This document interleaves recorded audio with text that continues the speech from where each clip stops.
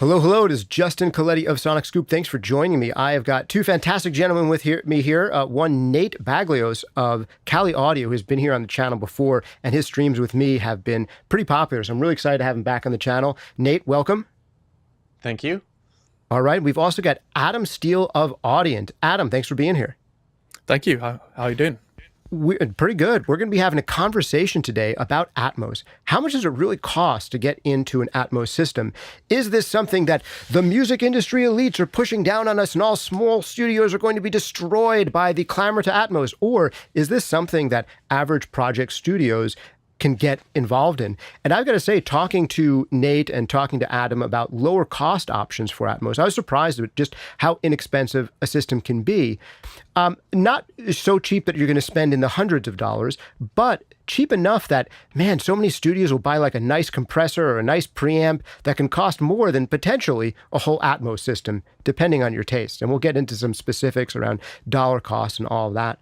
But I'd love to start off the conversation with you, Nate, and we will also take questions from you guys. So if you have questions, just pop into your head as we're going along. Feel free to type them in. I see some of you joining us live. William, Ben, hello.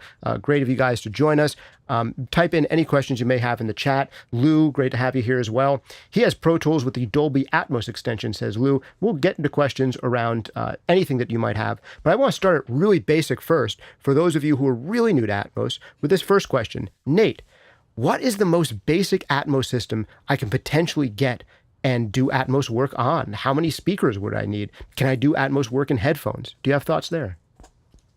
Yeah, I mean, the most basic system you can get is headphones. So let's start there. A pair of headphones and doing everything binaurally, you can mix Atmos.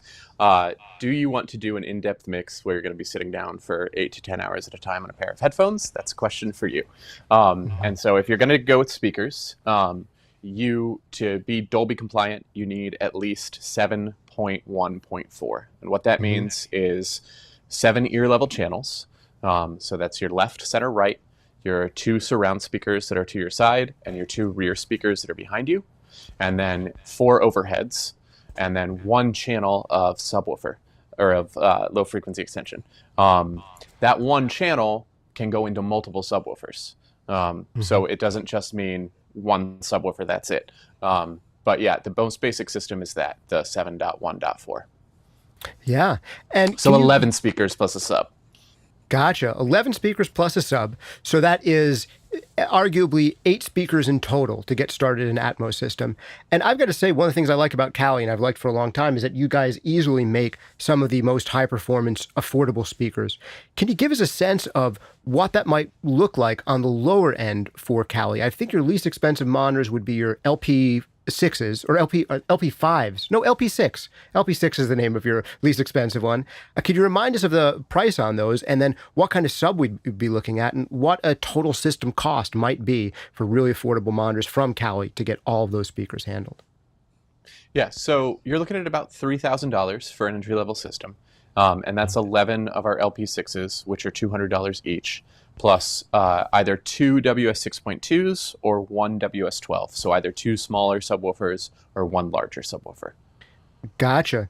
And just to give people an idea, this Project Lone Pine, the LP6s, these are 6-inch monitors with a tweeter, 2-way driver.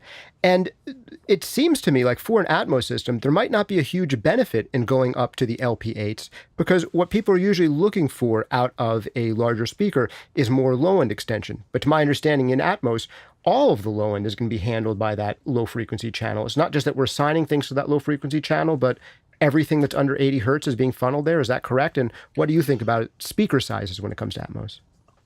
So that is dubiously correct. There are best practices, but there's not a set in stone standard in terms of how bass management is handled. Gotcha. And so, yeah, bass management should take place at 80 hertz, and everything below 80 hertz should be assigned to a subwoofer. That doesn't always happen, and if you go listen to some of the big mixes that are available, like on Apple Music, that's not necessarily happening in those. Or you can tell that the mixer wasn't necessarily focused on that. Dolby specifies that a full range speaker, where you don't need to bass manage, has to play down to about 40 hertz. And so all of our full range speakers do that. And so technically, to meet Dolby specifications, you could use any of our full range speakers without bass management to take care of 80 hertz and still be Dolby compliant. So it's a little sticky. To your point about do you need a 6 versus an 8, Kali actually doesn't focus very much on the low frequency extension with our larger speakers. All of our speakers are Dolby compliant in terms of their low frequency extension. And so what we are doing with the larger drivers is getting lower distortion, which helps us move out to a higher listening distance. So with an LP8 versus an LP6, you're getting quite a bit lower distortion in the LP8 than you're getting in the LP6, and that means that you can listen at louder levels from further away. That's the advantage of our large speakers versus our small speakers. There is a little bit of a low frequency extension advantage to the large speakers, but not enough to say, oh, you're gonna get the 8s for the low frequency extension versus the 6s. So if I understood this correctly, the benefit from a larger speaker in an Atmos system, especially with Kali, would be less around the low frequency extension that you get out of the system and more around how loud you can get it at what listening distance. So a smaller room, it sounds like, could be just fine with the LP5s, but if you're in a big enough room where the speakers are so far away, then maybe a larger speaker that has more power might be more appropriate for Atmos. Is that a good summary of that idea? Yeah, that's a good summary of it. And then with the lower distortion as well, obviously you have more headroom. So even listening at closer listening distances and at lower levels, you have the lower distortion, you have more headroom. So what a lot of people have done, most of the information in Atmos is still coming from your left, center, and right speakers, from the speakers in front of you. So a lot of people will build with an IN8 or an LP8 for LCR, and then use smaller, less expensive speakers for all the surrounds and the height channels. Interesting. That makes sense to me. Now, this was going to be another big question that I was going to ask that you're already hinting at, which is how okay is it to mix and match monitors, and what concerns might we have if we want to mix and match monitors, say, from different brands or of different models? It's sounding like we could potentially go with something like the IN8 series for main monitors and then fill in the rest with something like the LP series. And just for those of you who aren't familiar, the IN series, I really love the Kali INs. These are probably some of the best bang for the buck monitors out there. The IN8s in particular, I have a pair here, and I really could master a record on those. They are a three-way design. It might look like a two-way design because you see there's a woofer and a tweeter up here, but there's a mid-range driver around this tweeter. So it's a three-way speaker design. I've done videos on why I love three-way speaker designs and why I think these particular monitors could be a great single monitor, pair of monitors for you to use on practically everything in your studio as a main set of listening speakers. In fact, at MixCon last year, Jeff Ellis did his MixCon presentation, and he had swapped out some monitors that I think cost like a couple grand each, and swap them out for the Kali IN8s, which he prefers because he feels like they get him better results. So they are tremendous speakers for the money. So this, me waxing about how much I like your brand and all that stuff, I'm going to shut my mouth on that and let you tell me, what is the idea behind mixing and matching? You're making it sound like I can match my IN8s with other monitors. If I have some speakers I love that are maybe $4,000 monitors, can I just get some LP6s or IN series to use with those? Or are there concerns with mixing and matching different brands or models of monitors? Yeah, so I would not recommend mixing and matching different brands. This is not unique to Kali, but this is something that Kali has thought about. All of our speakers are made to sound very similar to one another. We aim for one target curve, and as you spend more money on the speakers, you are getting closer to that curve in terms of not only on-axis frequency response, but also the way that the speakers play in room, which has to do with off-axis frequency response and phase coherence. If you're looking at a Kali system, we would strongly recommend that you use the same model for left, center, and right. You don't want to mix and match between left, center, and right. That is usually going to be the case for any brand that you're looking at, with one big exception, which is that, for example, Atom and Focal have dedicated monitors that are made to be your center channel to work with a different model as your left and right. And they've done the work to make sure that that's all phase coherent across the platform. So that's something where, yeah, mix and match all day. That they've made that to do that. I would really not recommend using one brand for your LCR, using another brand for your surrounds. I think even if you can solve the on-axis frequency response problems, there's going to be the way that those speakers are playing in space is going to be so different that it's not going to sound like a system. It's going to sound like LCR and then something different as you move backwards. I hear you. Great. So the very fact that you guys have designed all of your line from the least expensive, which are about, I think, $150 each street price, to your most expensive, which is maybe around $1,000 street price, they're meant to have similar off-axis response and similar frequency curves, so they really feel like a match system.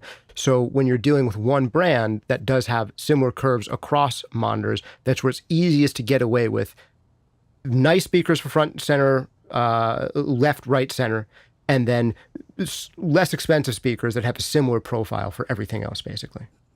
Sure, yeah.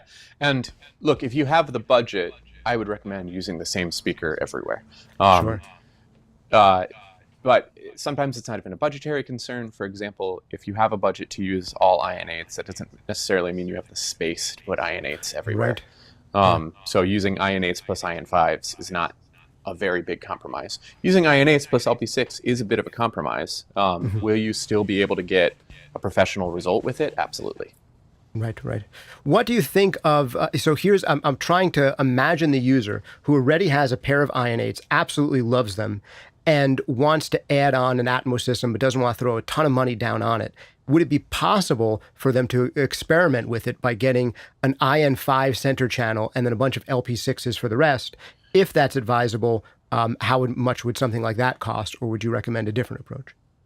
We would recommend a different approach. The IN5 is not phase coherent with the IN8, so using it as a center channel with IN8s left and right is not going to work out. Right. So you'd want to get at least one more IN8, but then you could potentially have satellites be LP6s if you were just trying to wet your toes in this before spending even more and getting IN5s for everything. Absolutely. And that there are real world examples of that. One of those is Studio Deluxe, which is in Van Nuys, where they've done the Atmos mixes for like Jason Mraz and B-52s and a bunch of others. I think Dave Matthews Band. So if you've heard those Atmos mixes, those were done on a system that was IN8s up front and LP series for surrounds and heights. Sweet. I think I can probably find some images of their studio as we're talking. But while I'm waiting to pull that up, another question for you is, what would be the crowning way people can go is your new Santa Monica series, which has just recently been unveiled. And I'll see if I can bring that up here on the screen as we're talking. The Santa Monica series, this is kind of a departure for Kali in that it's the first time you're making something that is not just professional results, but also kind of professional pricing. So on Project Lone Pine here, you have $199, and that's more of a list price than a street price, or is that the street price on the LP6s? Oh, that's the street price on the LP6. Gotcha. So about $200 for each monitor. The INs, which are the coaxial version, which are starting at $350 per speaker, and now the Santa Monicas, which are starting at a street price of around $1,000 per speaker. What's the benefit of jumping up from, say, the IN series, which is a three-way coaxial design, up to this Project Santa Monica, which is $1,000? Why would someone do that, and what are the benefits? Yeah, the big benefit is going to be dramatically lower distortion.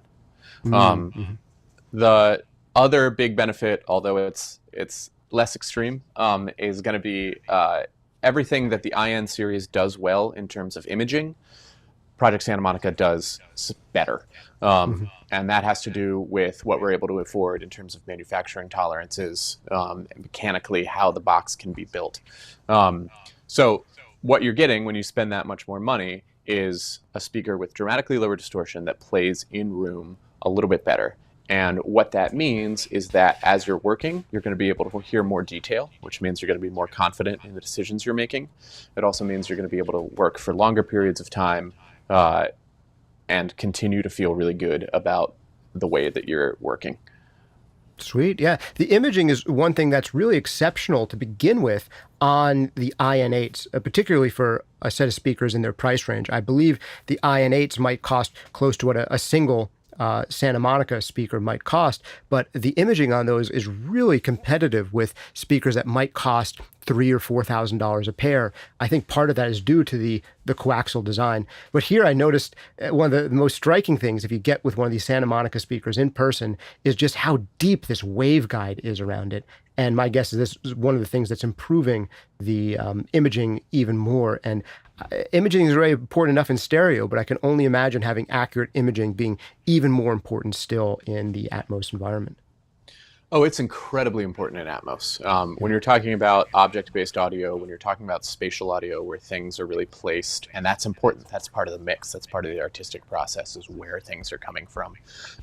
When everything is lined up and all these speakers are imaging with one another, that's incredibly lifelike.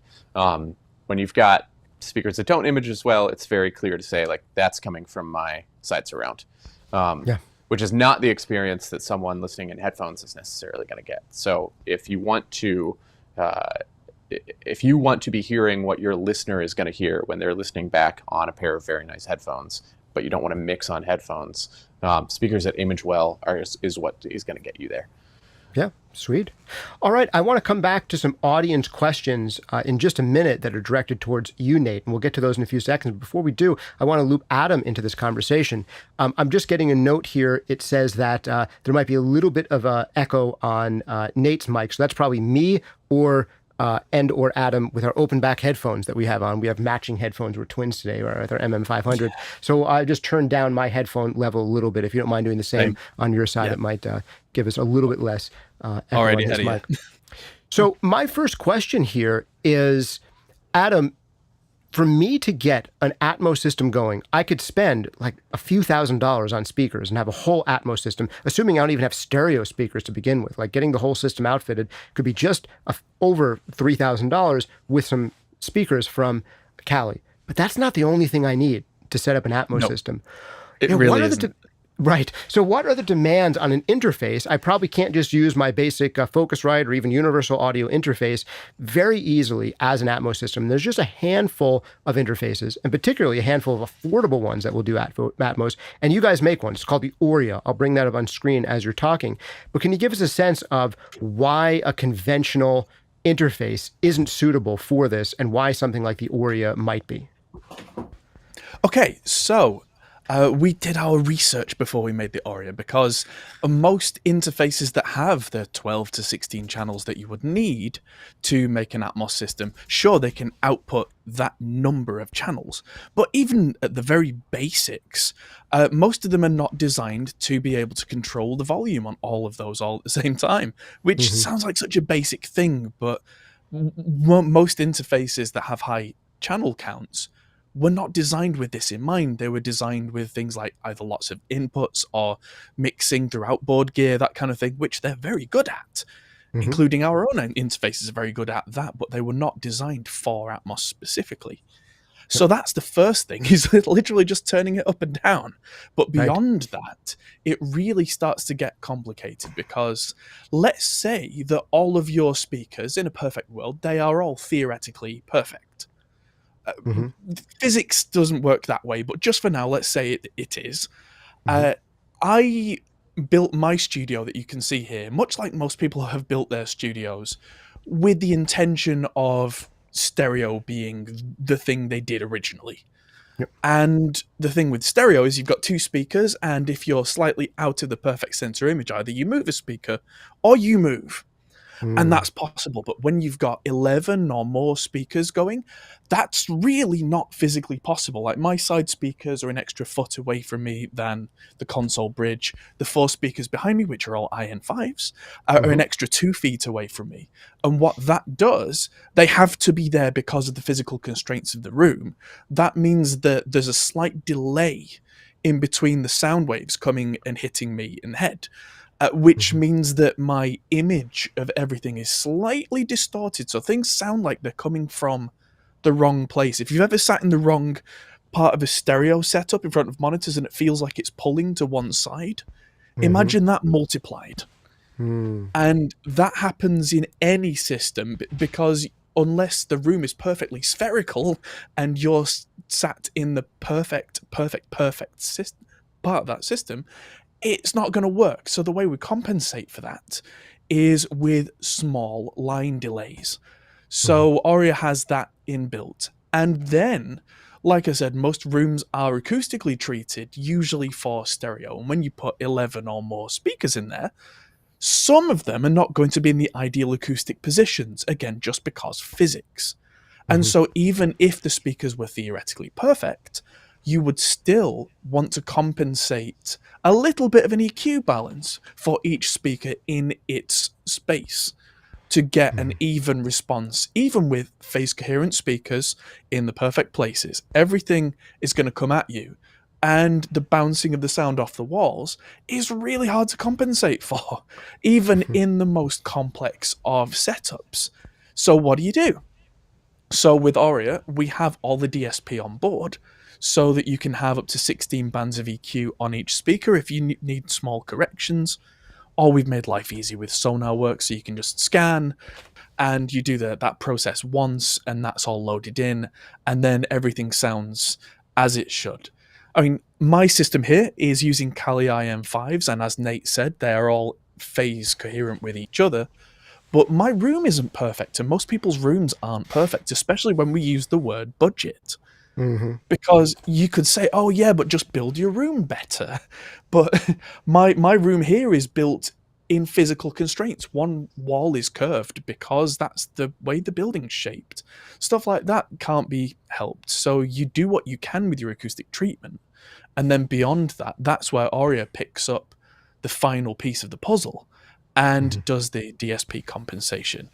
Because without that, it's like being in a kind of an echoey room and using a stereo pair of monitors and trying to mix and not getting the best result, because no matter how good the speakers were, you couldn't clearly hear what was going on. It's the same principle. And we're really kind of making sure with something like Auria that it's got the features you need, but without throwing a million features onto Auria that a lot of people don't need and cranking up the price and taking us out of this budget conversation.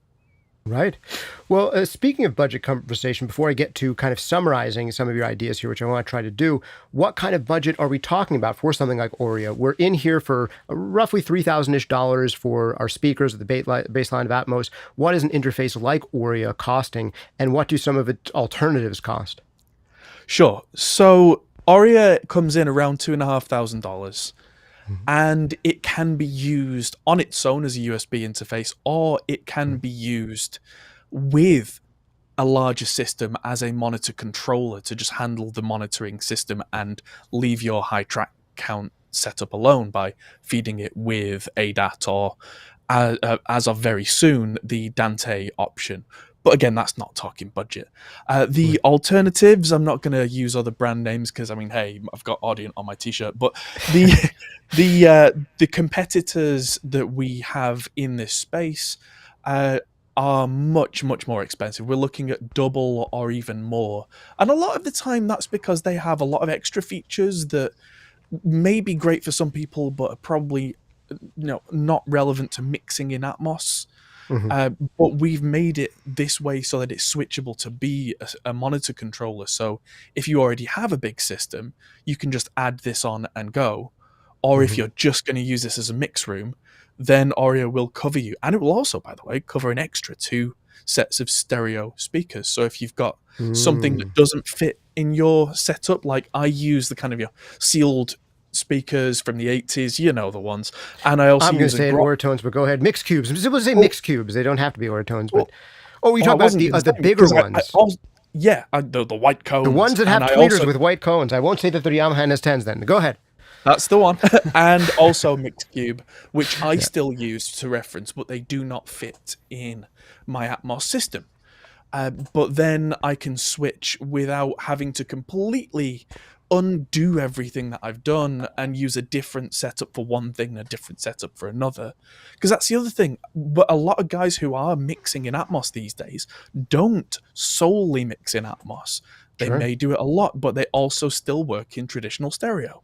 And so if you're building a studio, you can't ignore that stereo is still a bread and butter thing and is going to be around forever. So we've made sure we cater to both without making life difficult. Sounds great. Now, a couple questions here where I'm going to try to summarize, I think, some of what you said to make sure that I've got it right in my head, is if we were to just go out and buy our 11 speakers or 9 more speakers than we had before, we can't just set those up for two main reasons. One is that I don't have a way to control all the level together, where I'm just turning everything up and down with a single knob, much less a physical knob. Maybe I could do some routing in my DAW and have like an aux that has everything and then turn that up and down. But at the very least, I won't have physical control, and the whole process won't be convenient, even if I do find some digital workarounds. So that's number one. Number two is they're not going to necessarily be time aligned properly with one another, depending on how they're placed. So I guess time alignment is a big thing, which would contribute to phase alignment. And then the third thing would be maybe some kind of acoustic treatment where each part of the room, not acoustic treatment, but EQ correction, where each part of the room. So for instance, in your setup, I'll bring you big here, you've got a vocal booth over your left shoulder, which is going to have a different amount of reflections compared to that corner that's over your right shoulder, where the corner goes deeper and there's a bunch of foam there. So the speakers on the left aren't going to sound matched to the speakers on the right until we do not only some time alignment, but also maybe some EQ correction to bring them closer to one another. So it sounds to me like three major things are happening. One, the monitor control factor. So yours allows us to control all the level of all the monitors together, plus the additional monitor controls. If you can have two more stereo systems you can immediately switch those stereo systems and have separate volume control over those. So that's number one in a nutshell. And then number two would be the time alignment of speakers. And then number three would be making those speakers actually all sound like they're the same speaker, particularly in a compromised room. But even in an uncompromised one, some of that may be needed to make the front speakers sound more like the back speakers and so on. Is that a good summation of the ideas there? Or is there anything I missed? I think that absolutely nails it. I mean, when we're talking about building a studio on any kind of budget, I mean, whether you've got a 6-figure budget or a 5-figure budget, there are going to be some compromises you have to make. That's just the way it is. That's how physics is. Like, the ceilings in this room are not as high as I would like. That's just the compromise I had to make to have the space that I can isolate from the rest of the world. That kind of thing is where Aurea comes in and makes all those small corrections so that you've got the best chance of hearing everything coherently that comes to where you sit. I mean, the other thing that we've got to think of as engineers is that even in stereo, when we come into a treated space, we're listening for the most neutral and accurate we can, where someone at home isn't necessarily caring about that nearly as much as we are. So we're looking for that detail. We're looking to not miss anything when we mix. Because, the old adage is if you can't hear it, you can't mix it. So we're trying to make sure that you can hear everything the best you can, so that when you do mix in Atmos and it's sent to the mastering house or sent out for release, it sounds like it's supposed to on the way out. Sure. Yeah, makes a lot of sense to me. And then as far as pricing goes, if you guys can remind me, it sounded like, Nate, you were talking about around 3,000-ish on speakers, and you're talking around 2,500-ish on something like the Aurea interface. Is that correct for both of you guys? So we're talking about investment around the 5,000-ish price range, $5,500 or so. Does that sound about right, all combined? Yeah, I think $5,500 is a good estimate. You also, not for nothing, you need cables. Which aren't free. And you need some way to get, especially the overhead channels, in the right place. And so speaker stands and wall mounts and that sort of thing need to be considered in your budget as well. Sure. Yep. Totally understood. And I always recommend when people are talking about a monitoring budget to include in their monitoring budget acoustic treatment if they haven't yet done it. Now, with all that said, most people I think are going to be looking at Atmos systems aren't going to be saying, I'm going to buy my first interface and my first set of speakers and it will be Atmos. So many of these people will have some of that stuff together. Maybe some of these people are already the kinds of nerds who are building their own cables and so on. And maybe some of them, particularly those listening to the stream, might already be Kali fans and have either been considering or have Kalis as main monitors.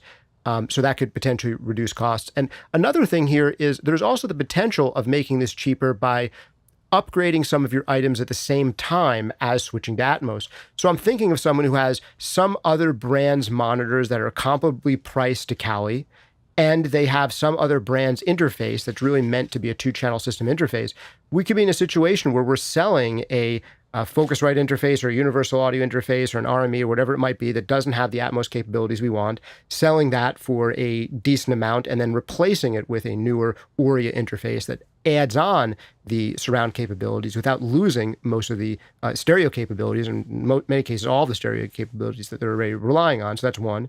And two, we might be in a situation where someone is selling a pair of monitors and maybe they have a $1,000, $1,500 pair of monitors already, and they're selling those and replacing them with Kali IN8s or Kali Santa Monicas as their main monitors. So the overall cost can be brought down by some of those considerations if we're thinking about replacing existing gear with gear that does the same job and now more. So that's something to think about as well, I think. We've had a couple more questions coming, but I want to ask one more of my own before we get to audience questions, which is the idea of the acoustic treatment component. Now, what Audio allows is for Sonar Works to be embedded directly in the hardware, to my understanding. So it doesn't have to run as an app in your DAW, which I think is way better. Whenever we can get this type of acoustic treatment or EQ treatment integrated into hardware, it's just so much better for workflow, especially when you're switching between multiple speakers. That's a big thing that the Audio allows us to do. I can switch back to my stereo system, and I can switch from my main monitors to my mix cubes or my NS10s or whatever at the click of a button, and all of those Sonar Works profiles can be loaded right into the interface, so I don't have to worry about 3 different clicks. I'm now clicking off this Sonar Works curve, putting on this Sonar Works curve, and then clicking my interface, remembering that I've done that correctly. Just the hardware integration is so much better that way. But that is a potential little bit of an extra expense, the EQ correction. So one option we have is buying something like Sonar Works, loading that into the Audio.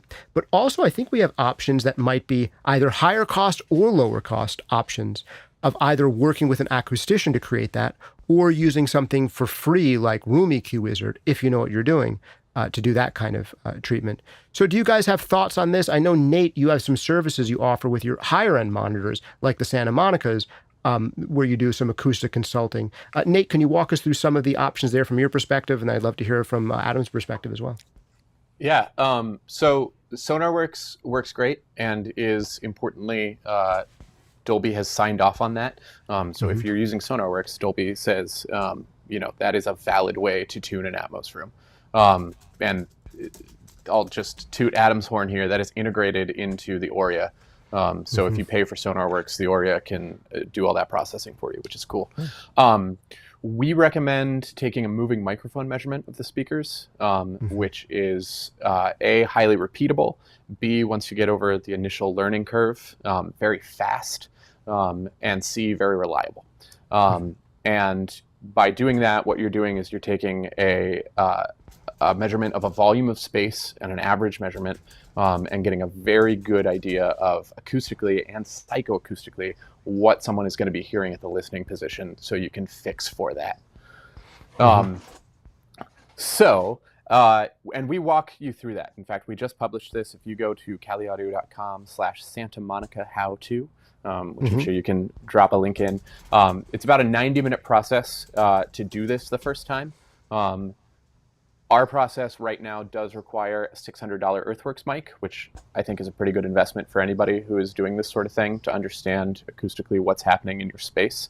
But it uses Room EQ Wizard, and once you have those measurements, you know exactly what is happening in your room. And if you want to apply correction in the Audio, you can do that. If you're using Santa Monica speakers, those will process their own correction. Really anywhere that you can process an EQ correction curve, you can use this process to get to what you're going to correct. Yeah, wonderful. So this sounds like it's a slightly more time-consuming process than Sonar Works. It takes slightly more expertise. But what are the potential benefits there of instead of buying Sonar Works and getting whatever reference mic that comes with it, I'd be spending maybe a little bit more for the Earthworks reference mic. And Room EQ Wizard, if I remember correctly, is kind of a negligible expense, but at least the investment of time is a little higher and the technical competency and learning curve are a little bit higher. But what are the potential advantages of doing it with Room EQ Wizard instead of something like Sonar Works? Yeah, so the repeatability is huge. Every time you take a measurement, the way that we've outlined, whether you do it a different day, whether someone else comes and does it, they are going to get the same result, which means that you can act on that result with 100% confidence. Huge advantage. Also, once you learn how to do it, it takes about a minute per channel to measure. So you can have a whole Atmos rig measured in under 15 minutes, which is another really big advantage, especially if you're going to be doing this more than once.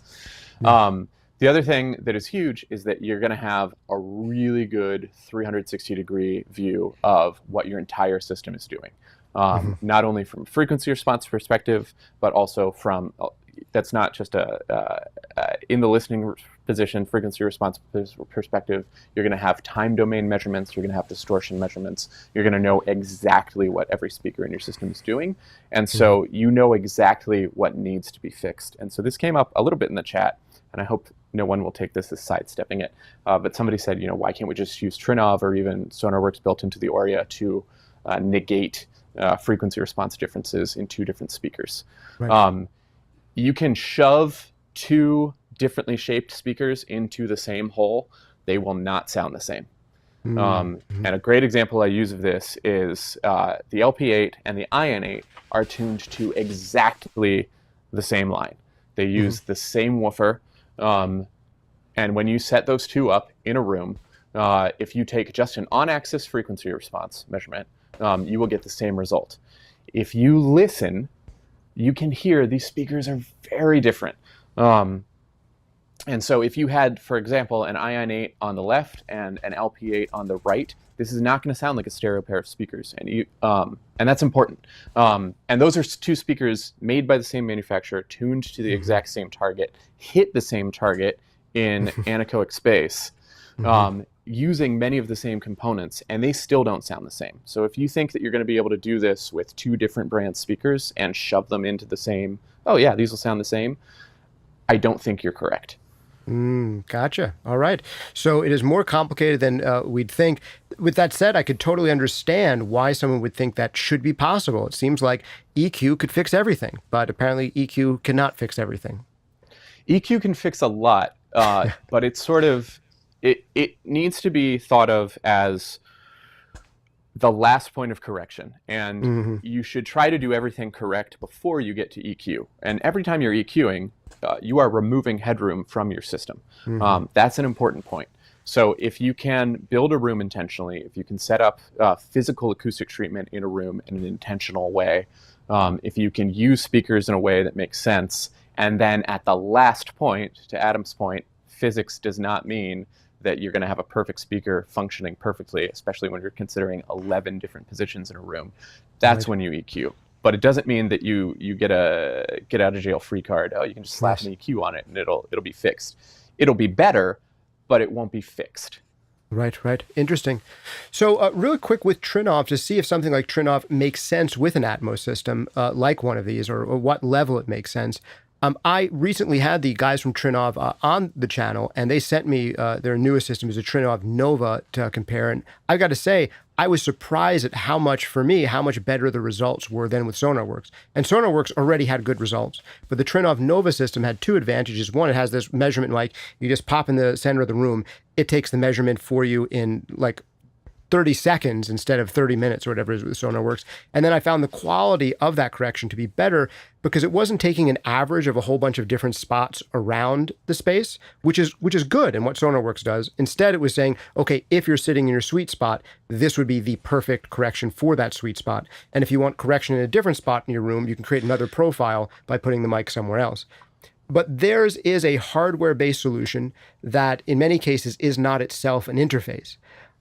So it seems like your method that you're talking about with Room EQ Wizard and with your measurement microphone should maybe give similar results to something like the Trinov system without additional hardware, and then the Auria could take on that hardware. So we could potentially, with Room EQ Wizard and a measurement microphone and the process you have for the Santa Monica series, get even better results than we would with Sonar Works for not much more than the cost of Sonar Works and a lot less than the cost of Trinov. Is that a good summary there?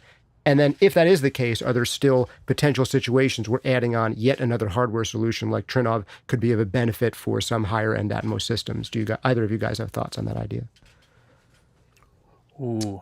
Yeah. So the Trinov is not inexpensive. No, I it is haven't not. used one personally, but I've heard only fantastic things. I have heard a system in place and it sounded great. What they're doing should work really, really well and should be worth the cost. And if you don't want to take the learning curve that is required to do things with Room EQ Wizard, yeah, it's an upgrade to other sort of automated solutions. Absolutely. I think it's also the most expensive one on the market. I could be wrong about that. So, I think you're probably right now. I yeah. would agree with Nate entirely that Trinov make great stuff, but when you're talking 12 or 16 channels, they are not even in the same price planet as what we're talking about. Right. Yeah. Yep. Totally understood. All right. Well, let's go to some of the audience questions. I think you already answered one of the first ones that came in, which is why can't we just mix and match things and have Sonar Works and Trinov corrected? I think you've spoken to that pretty well. So we'll skip that one. William and Benj and Lou, they all say hello. Good to see you guys. Mousequake says, I am the proud owner of the Audient Aurea. Great piece of equipment. Awesome. Well, if you really love it as much as all of your exclamation points suggest, go leave it some reviews on your dealer of choice, and I'm sure those guys would be thrilled to hear it. So that always helps those brands. If there's a brand you really love, consider doing that, giving them the ratings and reviews on some of the retailers where you like to buy stuff. VoiceOver Van Deen says, it's well beyond my current VO needs. Well, the username checks out. But I dropped in as one of the old Hop Pole Studio gang to lend Adam and you guys my support. He's saying he was from the old Hop Pole Studio gang to give Adam support. This is a fellow you know from some of your prior travels, Adam? It is. That's from my YouTube channel before I was an Audient team member. Yes. Gotcha. Hey, good to have you, VoiceOver Van Deen. And yeah, I don't know if voiceover, Atmos mixing for voiceover is going to be super essential, but if in the future, especially if you're doing voiceover for film, a heck of a lot more of your voiceovers are going to end up in Atmos environments. Michael Murray was saying there was the echo on the Kali mic. Let me know if we got rid of it by turning down our headphone volumes a little bit, and if you guys are good on that now. Stray says that was the question about neutralizing speaker voicing. Cedric Hop asks about what about Ground Control Sphere main controller software? I'm not familiar with this. Are either of you guys familiar with Ground Control Sphere and how that might work in integration with the system? All right, can you tell us about that? Sphere is cool. It's complicated and it makes routing everything complicated. It's something that can be used, but it's like any non-dedicated hardware solution. It's you've got to really, really, really know what you're doing to get the most out of something like that. Where, of course, Audient makes it easy. Right. So this is a software-based solution to hardware control of an Atmos system. So this is a potentially you don't need potentially you could use a fancy interface that has a whole bunch of outputs on it and maybe use this software to do some of that monitor control function with your interface. But there's some additional complexity there compared to a hardware-based solution is what you're saying. Yeah, and I'm not sure it covers all the bases that we were talking about with delays and EQ correction and bass management as well is an important one that we cover. Bass management, like Nate was talking about, the 80 hertz requirement. We cover that because, of course, there's a dedicated LFE channel in Atmos. But then beyond that, if your speakers aren't capable of producing like 25 hertz, then we redirect that to the sub on command. Mm-hmm. I'm not sure how capable the Sphere software is of doing all that, but a couple of my friends have used it and said that you can do things with it, but it takes time and is not a dedicated solution like we have. Yeah, fair enough. Lou is recommending soldering your own cables to make your own Pin 2 hot cables for all the cables that you're going to need for your new Atmos system. With that said, Ethernet cables are maybe a possibility, if I remember correctly, with your Santa Monica self-powered ones. Do they have some type of digital input that you could use as well as analog inputs? No, That's they're just for control. that's just for control. That's what your Ethernet inputs are for. That's right. And do they also have maybe as a USB input that you could also potentially take a little thumb drive and load EQ onto it from there? Was that one of your options as well? Yeah, so the Santa Monica, I liked what Adam said earlier. The Santa Monica is in a different price planet than what Right. we're talking about in terms of can you afford Atmos? Yes. If you can afford Santa Monica, you can afford Atmos. Right. These are $3,400 per pair speakers. And so they will process all those things that Adam's been talking about, EQ, delay, and trim per loudspeaker in the loudspeaker itself on the Right. DSP chip that's already being used. The advantage there is that there's no added latency.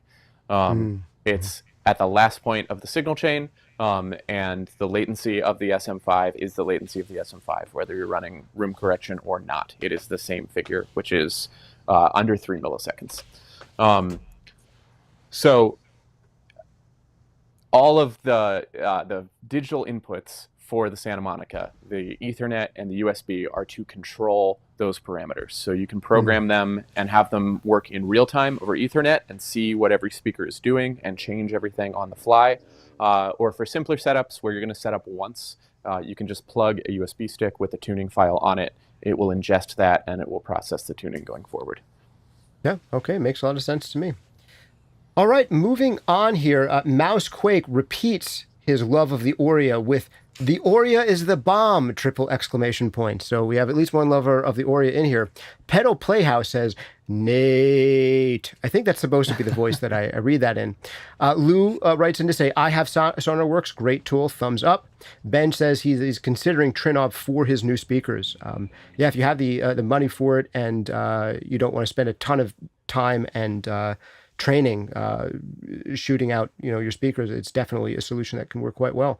Jordan says, "I cannot wait till this whole Atmos and spatial thing is over." And I know that whenever we do a video on Atmos, there's going to be comments like this, which part of me gets. I kind of think that always stereo is going to be more dominant than Atmos for pure physical logistical reasons. But that said, I would say that Atmos is the best surround sound format that has ever been created. And it's the one that folds down to stereo better than any other surround sound format ever created. So I'd say Atmos is here to stay, or if anything comes to replace it, has to be at least as good as Atmos is. So it's definitely not going to go away in the respect that it's way better than 5.1 or other systems or quad or whatever. So it's definitely better than all those. And there is more of a chance of it having more market penetration than surround systems in the past. That said, I'm skeptical that it will ever, get to like 80% market share, when stereo becomes 20%. I'm doubtful of that myself. But the question to you guys is, what are the benefits of Atmos? Why should we care? Why is it not just a passing fad? And what kinds of studios, if any, should be thinking about getting an Atmos system? Oh, well, this one is an interesting one for me because I've been mixing in different surround formats for almost 20 years at this point. My degree thesis was on different types of immersive surround sounds, so I've been doing this a while. And so, yeah, discrete surround like 5.1, 7.1 was always a bit of a pain because there are different rules when it's done about how to fold it down or how to deliver it so that someone can actually listen to it. And if you wanted to listen to it properly, you needed to be in some audiophile's house with a really nice home cinema system. Whereas with Atmos, it's object-based and computer processing is light years ahead of where we were when surround sound was the thing. That now we've got iPhones in our hands that can natively do things with the 3D Atmos that just couldn't be done natively before. Like when I'm out and about, I have an iPhone just down here and I use the AirPods, and if anything comes on Apple Music that is in Atmos, I just get that spatial audio. Now, it is kind of a representation of binaural, so it's not quite on the level of a discrete system, but let's say that you're an artist and you want to be huge and you're kind of on that cusp And how do you make good money? You do film sync. You get your track in film, and all film, most of the films now are mixed in Atmos. And if you can provide a song and go, this is done, drop it in your film, money please, then you're really onto something. And that's a big thing that I don't think enough artists are thinking about. Interesting. Nate, do you have any ideas to add there about why a project studio owner or professional studio owner might want to add Atmos to their environment? And who's going to be relevant for? I did a panel a little while ago with Warren Hewart, and he brought up a really good point, which is that the format, or at least the idea of immersive audio, has already won. Anyone who is under 20 is playing video games and already experiencing an immersive format all the time. And so if music creators and film creators and people making media can't compete with that, they're delivering a worse product than something that the consumer is already used to. Is it going to be Atmos? I think probably. I think Dolby's done a really good job. But I think regardless of whether Atmos ends up being at the top of the heap, I think immersive is here to stay. And I think there's going to be continuing pressure on people delivering content to deliver it in an immersive format. Sure. Now, just playing devil's advocate here for a little bit, most of those people playing video games and experiencing immersive formats are likely experiencing them on headphones as binaural renders.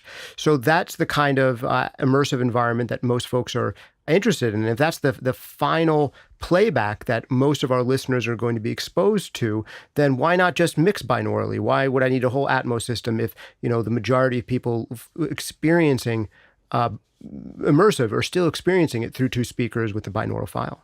It looks like you have a thought there to start with. I have a counter argument to this, which is the whole thing that a lot of people say, people all listen to music on their phones these days. Why not just mix on a phone? Why do we use these $25-30 million speakers and these really high-end studios to mix when people listen on their phones? It's the same argument, and I think the answer is because we care about the quality level that translates for everybody. Yeah, and I will what say we do as mix engineers is not the same as what the end listener does. That's out of our control. So if we give them the best experience that we can give them, then they'll be impressed no matter what system they're on. Yeah, as an example, both for and against that line of thinking, there's a band that was popular when I was maybe in college, like early 2000s, called Deerhoof. And I believe one of the band members mixed a bunch of those albums on his laptop, like through the laptop speakers, thinking most people are going to listen to this through the laptop speakers. If it sounds good through the laptop speakers, they'll sound good. And those records, for like an indie band, did surprisingly well. And they sound good on laptop speakers. That said, it's not the kind of super impressive experience that you get when you fold it up to big studio monitors where you're like, I'm going to put on the latest Deerhoof record and show off my studio monitors. Like, you're not going to do that with that record.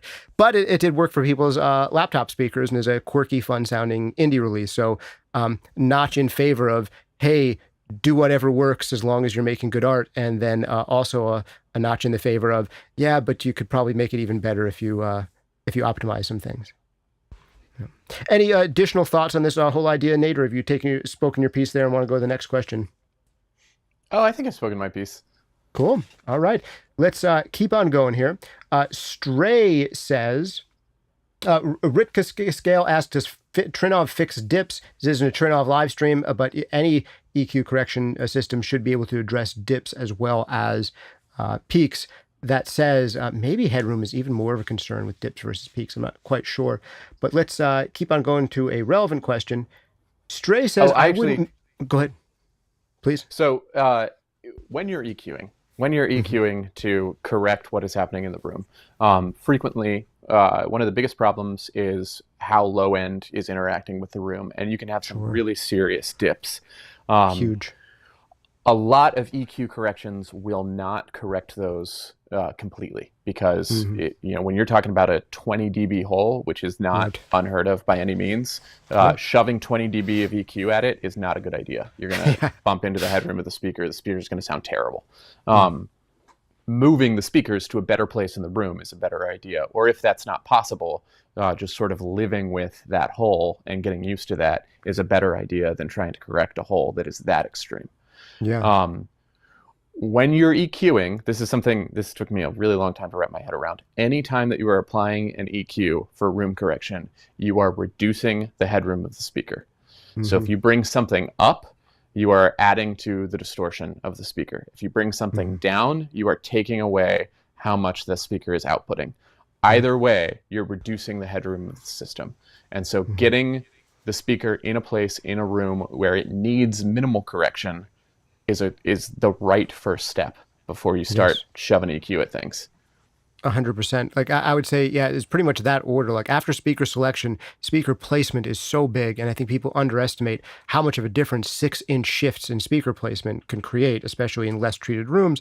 And then step number 2 is treat the room to the best of your ability, whatever you can afford, I think is, tremendous advice. And then after those 2 things have been done, that's where the EQ treatment comes in. And then hopefully it's doing a lot less than it would have done otherwise if you're doing those 2 things first.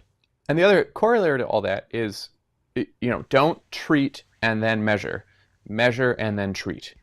And so whether you're using Sonar Works, whether you're using the process we've outlined, whether you're using Trinov, if you have a 20 dB hole in your room, move your speakers. If moving the speakers doesn't help, build a bass trap. Exactly where your hole is. You can tune a bass trap to that problem rather than just say, I have a bass problem. I'm going to take out all the bass in my room. Measurement really helps you get to a place of knowing, okay, I know exactly what I need to correct.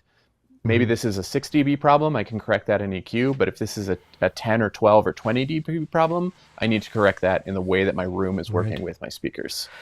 And then to my understanding, adding on a sub can make this situation a little bit easier, because once you start adding on a sub and say everything below 80 is going to it, even if you can't move your speakers that well, moving the placement of that 1 sub or 2 stubs is potentially easier, and you could potentially use that as part of your bass management solution. Is acoustic treatment is still important, your mains placement is still important, but adding on a sub can actually make that in a way less complicated rather than more complicated, because now you have this one device that you can either invert or move around that may help. Does that make some sense? Oh yeah, absolutely. If all of your problems below 80 hertz are happening in one place, that's really easy to solve versus all of your problems below 80 hertz are happening in 11 different places. Right. Yes, I can speak to that with a practical example. In here, my height speakers being very close to the ceilings were causing me an issue at 110 hertz. So my sub in its place is really quite even. So I used the bass management on Oreo and turned it all the way up to 120 hertz, so that the height speakers aren't doing any low end at all, and that's now all coming out the sub, and problem solved. Wow, interesting. All right. Okay, moving a little further here. Stray was saying, I hear you're not being able to mix and match speakers, but I was hoping that I could keep my current mains and then build Calis around it.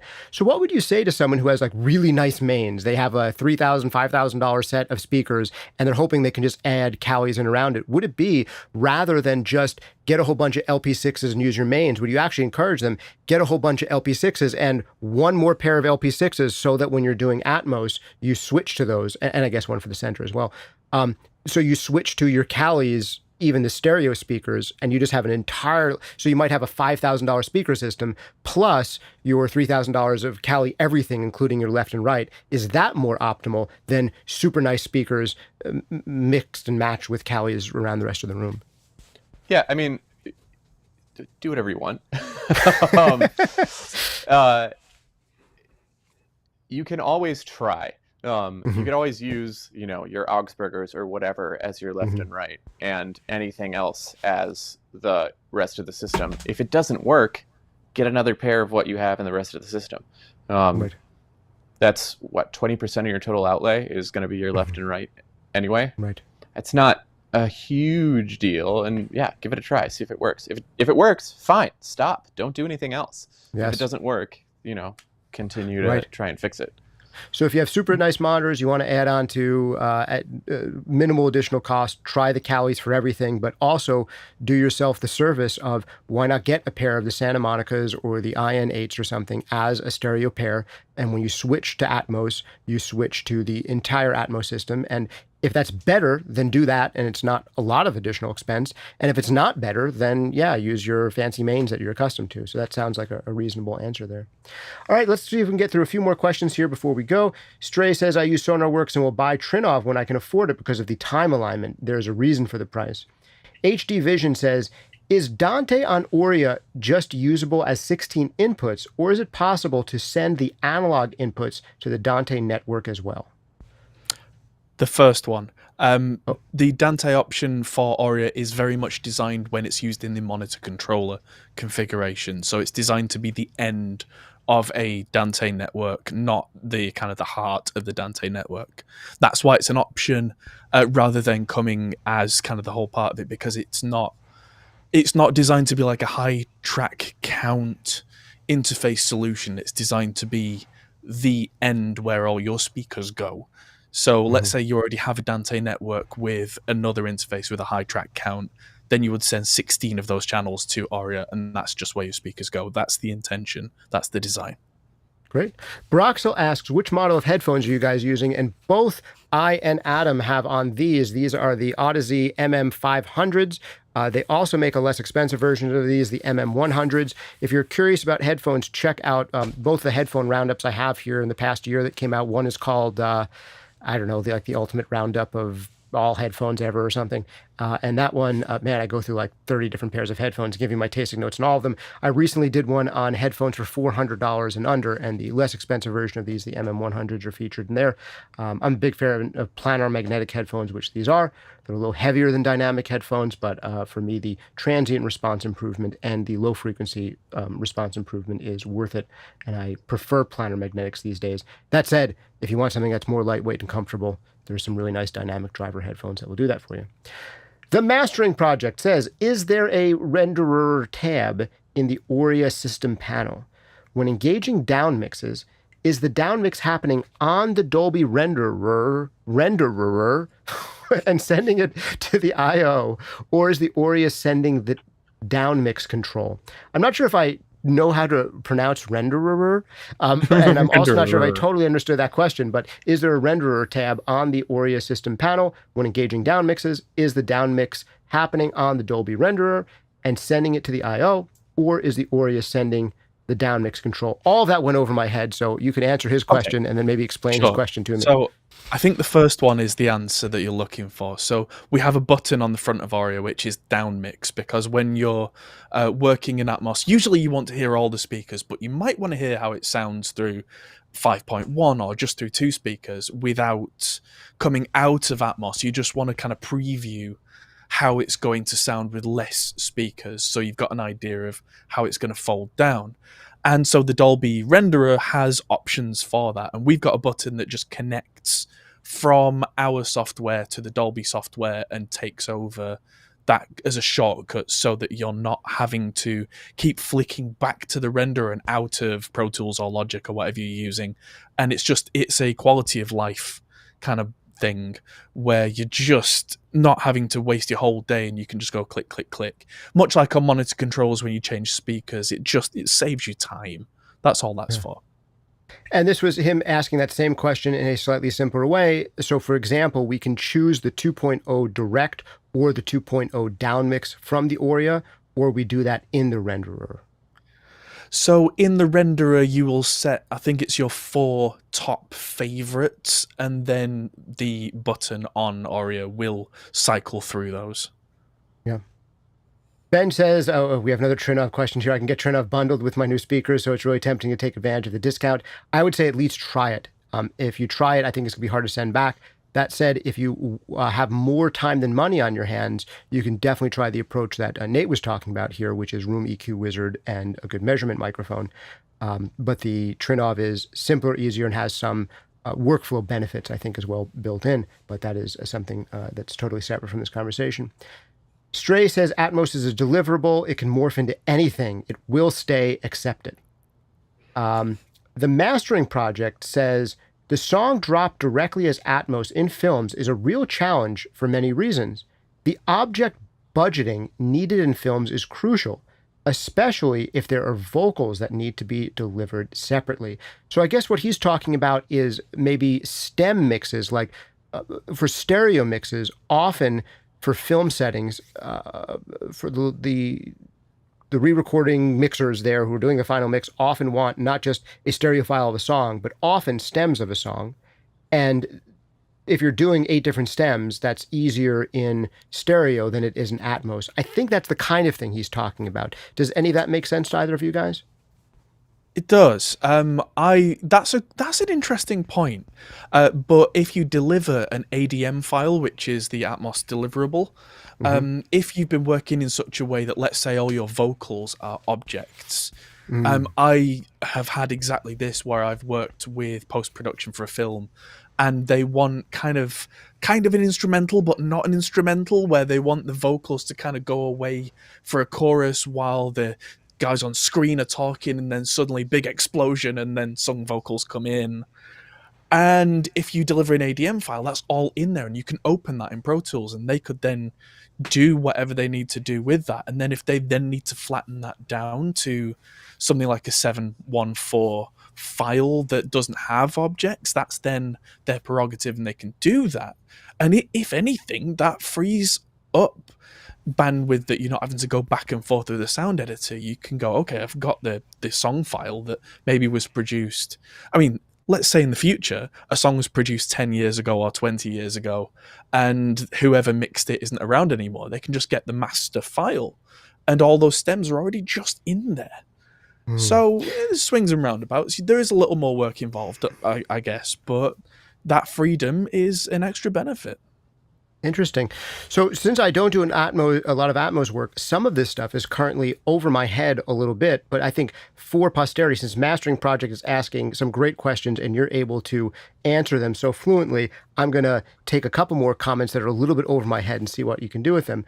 I think this is related to his last one, where the Mastering Project says, mixing a song on point source speakers and then trying to translate it to an array-based system is very complex, especially since objects and beds have different speaker delays. Objects in cinema don't have delays as beds do. Is that related to the prior question? And do you have any take on that comment? Because it's something that's a little bit cryptic to me due to my neophyte experience with Atmos. That one's a little over my head too. That one's something that I'll have to do a little research on. Fair enough. Stray says, any device you will buy going forward will have Atmos in it. Don't need an iPhone. It will not make me throw away my Technics C01 or my CDs and vinyls, but that's the future. All right. Chris Taylor says, Adam, coming in with the knowledge bombs. Totally agreed. Stray says, the creative options here are undeniable, so I need money to buy Atmos. And apparently, the point of this talk here is maybe a little bit less money than you think. For $5,000-ish, some people are buying like their next sexy tube preamp, or a couple of microphones, or a couple of outboard compressors, and using more than that on just one or two little items. They bought a vintage synth they always wanted for $5,000 or whatever it is, where you could get potentially an entire Atmos system. So that's a context worth putting it in. And here's the other question is, if you get the sexy synth you always wanted, or you get, the two hardware compressors you've been eyeing, are they actually going to get you new work that you weren't already getting? Are they going to actually allow you to do kinds of work and take on kinds of jobs that you weren't able to do before? So that's a potential tick in favor of Atmos. That's the kind of tool that can allow you to take jobs that you couldn't take before. Whether or not you will get those jobs is a different question. That is up to you and your marketing abilities of your own studio and all of that. I don't think anything in the studio works on an if you build it, they will come basis. That is not how studios work. If that was true, there wouldn't be a single empty recording studio in the world, and there are many. Trust me on that. So get out there, get after it, network with people, do great work, get into the studio even when you have no reason to be in the studio. Keep on making good stuff and talking to people in a good way, and you can be one of those people who make a life out of music and audio.